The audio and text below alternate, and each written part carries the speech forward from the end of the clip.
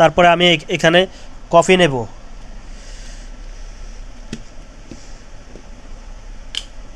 এই মিক্সচারের সাথে আমি এই যে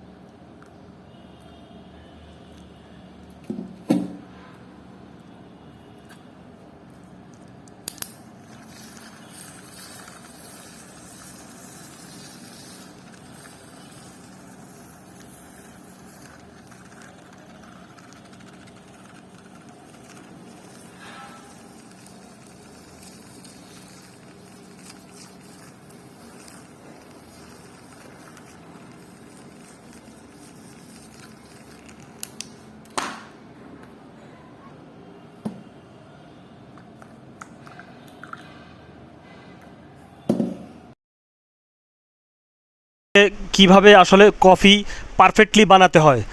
অনেক ভাইয়েরা আছেন আসলে নতুন নতুন ব্যবসায় নেমে যাওয়ার পরে আপনারা কফিটা আসলে তেমন পারফেক্টলি বানাতে পারেন না, যার কারণে মনে করেন যে কাস্টমাররা ছুটে যায় বা কাস্টমাররা আপনারা ধরে রাখতে পারেন না।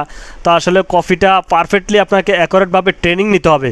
ট্রেনিং ছাড়া আমার অনুরোধ রইল প্রত্যেকটা ভাইয়ের আপনারা রেসিপি ফলো করবেন, অথবা আপনারা যদি ঢাকার ভিতরে যে ভাইরা আছেন মাসে একবার হলো আপনারা সময় করে আপনারা 1-2 ঘন্টার জন্য ট্রেনিং নিয়ে যাবেন কিভাবে কফিটা বানাতে হয়।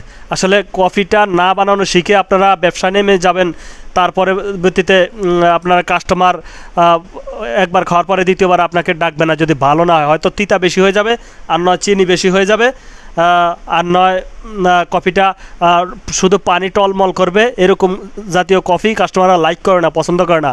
এমনভাবে কফি বানাবেন, কফির কালার হবে সুন্দর, কফির ফ্লেভার লাগবে খুবই ভালো। তো ওইভাবে কফিটা আপনারা বানাবেন।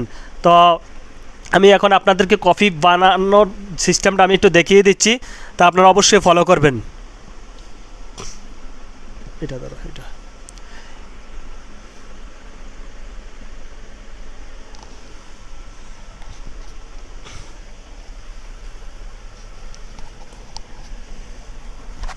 তো সর্বপ্রথম আমি এখানে কাপ আছে,